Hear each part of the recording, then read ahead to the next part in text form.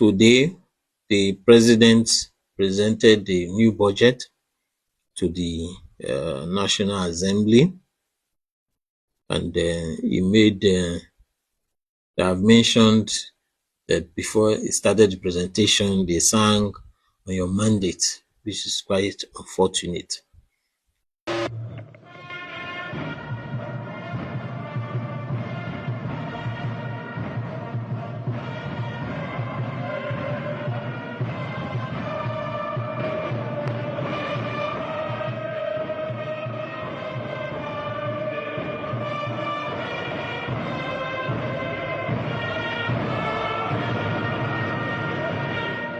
Thank you very much.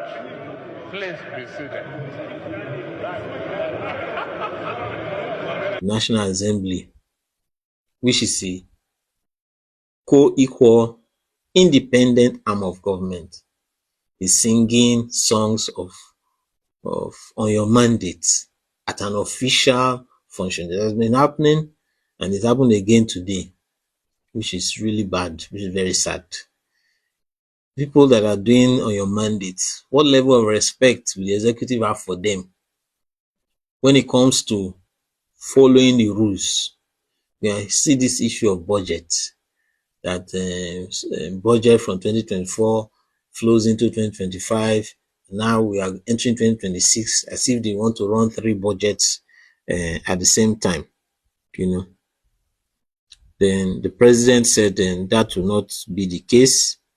That the president said, let me be clear, 2026 will be a year of stronger discipline in budget execution.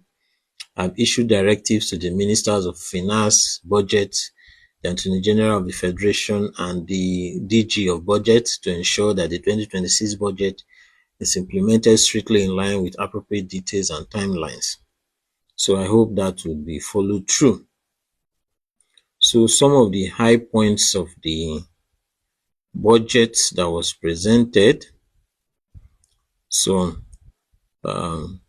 President Tinubu presents 58.18 trillion 2026 appropriation bill, vows stronger discipline in budget execution.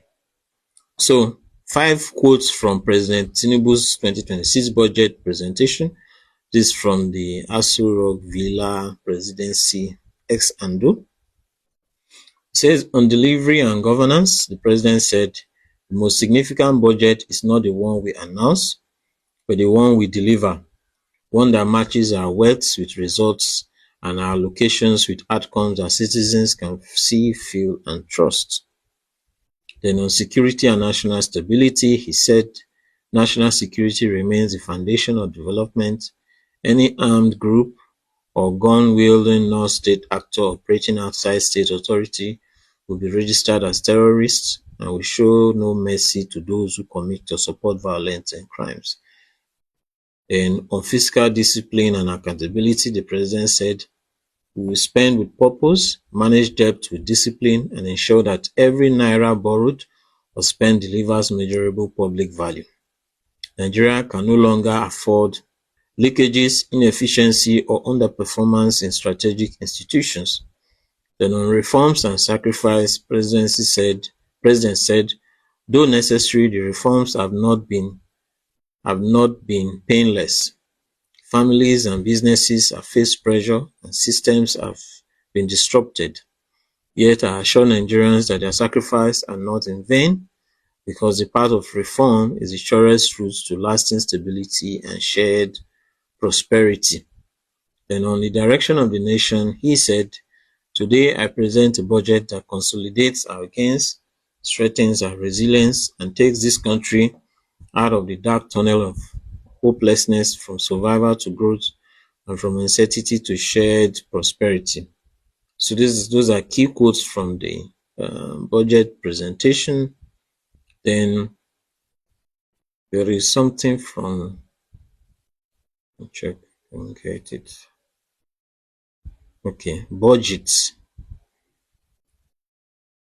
Okay, first, before budget, budget said President Bola Ahmed Tinubu presented the 2026 budget of okay, 58.47 trillion to a joint section of the National Assembly today. It says 58.47, not 58.18, right? To fund this budget, FG, federal government projects a total revenue of 34.33 trillion and a deficit of 23.85 trillion. The budget is anchored on an oil production of 1.84 million barrels per day and an oil benchmark of $64.85 per barrel and an exchange rate of 1,400 to $1. The proposed expenditures include capital expenditure 25.68 trillion, debt servicing 15.58 trillion, personnel costs 10.75 trillion, statutory transfers 4.1 trillion, overhead costs 2.22 trillion, and everything now amounts to the 58.47 trillion. So that's that's that for the budget. So we hope that there will be more discipline. If the National Assembly were really up to its task and were really doing their job, they will not allow some of these lapses. They allow the presidency to run 2024, 2025, and now we're now entering 2026 budget concurrently. That is something that shows that there is a problem with those that are managing the budget and those that are managing, those in Ministry of Finance, those in Ministry of Budget and Planning. There is a problem somewhere, and I hope that the president, since it addressed the issue of insecurity by changing guards, probably they will also look into that as well. The other issue, INEC, Professor Joash Amopitan, the new head of INEC, and the INEC leadership, they invited PDP. They invited the two groups claiming leadership of PDP. They invited them to INEC today. The INEC leadership met with the two groups. The one that is led by Turaki,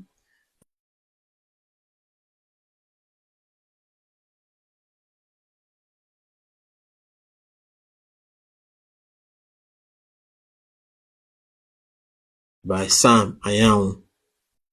So INEC released this statement after the meeting. INEC hosts PDP leaders to strengthen compliance with electoral laws.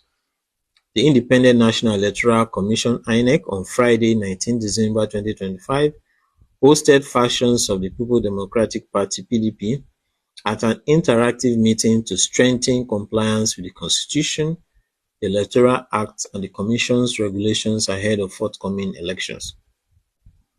Addressing party leaders at the meeting held on February 19 December 2025, the INEC chairman, Professor Joash Amopitan, SAN, said the engagement became necessary following a number of correspondences received from different quarters within the party, requesting the Commission's intervention on various issues. Professor Amopitan noted that INEC is constitutionally and statutorily mandated to monitor the activities of political parties in addition to its responsibility of conducting elections, stressing that these obligations guide all the Commission's actions and decisions. He informed the participants that the Commission has already issued its timetable and schedule of activities to political parties as part of preparations for the forthcoming elections, adding that INEC remains on course to deliver smooth and credible polls. The INEC chairman drew attention to the Federal Capital Territory (FCT) Area Council elections scheduled for 21st February 2026, as well as other elections lined up for later in the year, emphasizing the importance of early engagement with stakeholders to ensure orderly participation and compliance with established procedures. According to him, the meeting was convened to provide a platform for open and constructive engagement, particularly in view of the conflicting correspondence received from the PDP. with a view to forging a common understanding and charting a clear path forward. They assured party leaders that the Commission will be guided strictly by the provisions of the Constitution of the Federal Republic of Nigeria, the Electoral Acts, and INEC's regulations and guidelines, which she described as the three legal frameworks underpinning the Commission's operations. Professor Moputan reaffirmed INEC's determination to uphold the sanctity of the law at all times, noting that adherence to the legal framework remains central to maintaining the integrity of the electoral process. He urged participants to engage in frank and productive discussions, expressing confidence that the interactive session will help address outstanding issues and promote a more coordinated approach ahead of the elections. The INEC chairman thanked the party officials for honoring the Commission's invitation and reiterated INEC's commitment to continuous stakeholders' engagement in the interest of credible and transparent elections. So this is a statement from INEC. Then the People's Democratic Party, the Turaki faction or the Turaki group, they released a press release. INEC meeting, we await court judgment on PDP leadership.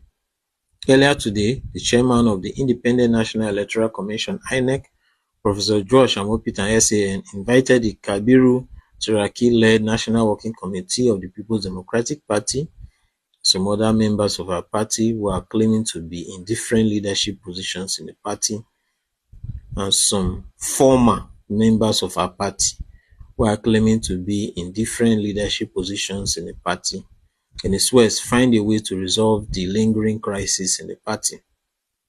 Both sides exhaustively presented the facts of the situation and confirmed that the issues are now before the Court of Appeal.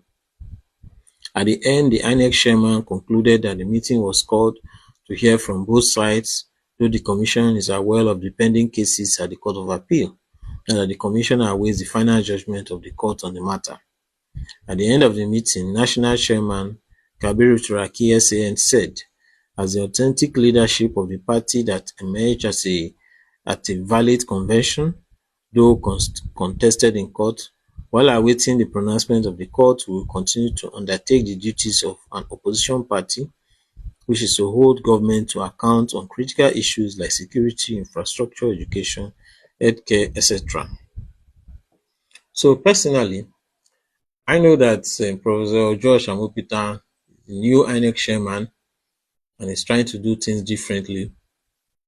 Personally, I think the meeting was not necessary. It's not necessary. There are several conflicting judgments of the High Court. Some High Court said the convention could go ahead, others said it could not go ahead, and it's now at the Court of Appeal. I think they should wait for the decision of the Court of Appeal. What's the use of calling them? The issues are known now. What's with the issues to call them to address the issues? What is there to address? What is it that he wants to know? What is it that he wants to know? There was an elective national convention that was held in Ibadan in November. Some actions were taken. Before the convention, there were different court judgments. Some court judgments said the convention could go ahead, others said no. Then PDP acted on the last judgment that asked that the convention should go ahead. Now, all those courts are of concurrent, they are the same level. Now the issue has gone to the Court of Appeal. Why not wait on the decision of the Court of Appeal? If the Court of Appeal says INEC should decide, which is not likely, but if the Court of Appeal has said that INEC should go ahead and decide, then INEC will get involved. With the issue still in court now, the question is just to tell the court to hasten up and reach its decision. There is no political solution. There is none. This issue started before the 2023 elections, during the 2023 elections, and afterwards. For more than 2 years plus, it's going to 3 years now. This issue has been on since 2022. there's been an issue where somebody lost in the presidential primary of PDP, and the person decided that he's going to form a group within the party and do anti-party activity. And the PDP could not get its act together to sanction the person or persons that did anti-party. They allowed the rebellion to fester and grow, you know. So this issue has been there for almost 3 years. They've tried to resolve it politically. They've tried to sit down and discuss. Nothing worked. The persons involved are not interested in allowing this issue to settle. They want to make the PDP remain in crisis so that they will not be able to present a viable candidate for 2027 election. So now that INEC has called them, you think that they will not say, okay, INEC said this, and no. The issue has to be settled in court until the Supreme Court gives its decision and says this is the right leadership or this is not the right leadership. Until then, INEC hands are tied. You cannot call people who, if you have, let's say, like the illustration that the Turaki gave, issue of land dispute. If two people are disputing a land, this person say, I'm the owner of the land. The other person say, I'm the owner of the land. And the matter is in court. Do you think if you call them and say, even though we know the matter is in court, but let's come and settle it, they will not agree. Those who are disputing for the land will not agree. They will usually wait for the court to decide. They won't agree. So in the same instance, there's no way that people who have not been able to agree for almost 3 years in resolving an issue, then you now call them to meet for a few hours and you expect you reach a resolution. That's not going to happen. That's not going to happen. According to Turaki said that they have written to INEC and mentioned a couple of things. And when INEC invited them, they thought that INEC was only inviting them. They didn't know that INEC had already also invited the other group of people. They got there and saw them, that these are people who are no longer members of the party. But then he said that it was, okay, at the end, it was okay that INEC wanted to hear from both sides, But personally, I just feel it's just a waste of time. Yes, it creates the impression. The impression it creates is that, the INEC leadership is unbiased, wants to hear from both sides. But we know that this issue cannot be resolved politically. It cannot be resolved by people sitting down and talking. It can only be resolved by the Supreme Court, the highest court of the land, giving a decision. And going by the decisions that have been given by the Supreme Court in recent times, we know that things will continue. Imagine that the Supreme Court will give a decision and people still not. Supreme Court gave a decision on Julius Aburi of Labour Party, and at the end, some people are saying that the Supreme Court decision favors Aburi is no longer chairman.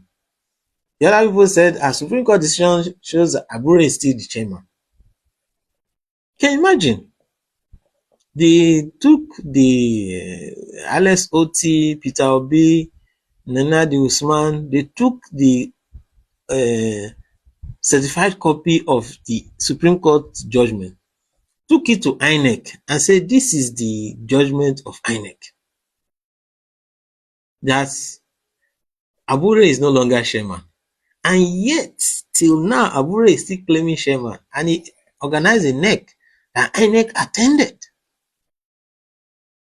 So it's really sad that even the Supreme Court gives a decision and people are still not sure of what it means, implying that the decision is kind of ambiguous or something like that.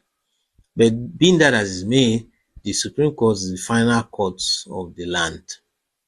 Hopefully, if the Supreme Court looks at this issue, it will give clarity as to who is the rightful leadership, who are those that are rightful leaders of the PDP. Hopefully they will give a clarity, but not until Supreme Court decides. The Supreme Court does not decide, these two group of people, especially the Wike faction, the Anyanwu faction, they're not going to agree. They're not going to agree that, oh, they have been expelled from the party, and so let's take it like that. They're not going to agree.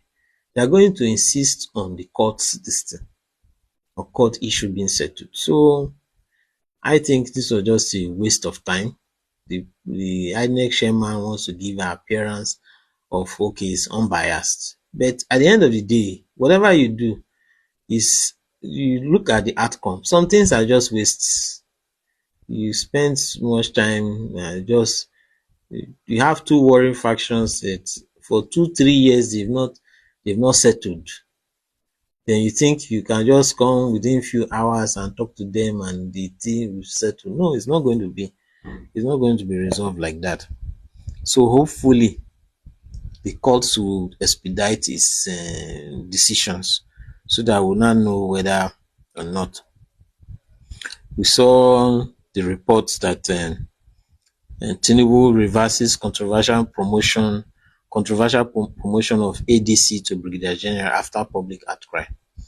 His ADC is aide de camp, who was said to recently, it was this year, that he was promoted to colonel around January. Then we now have this letter that was circulating.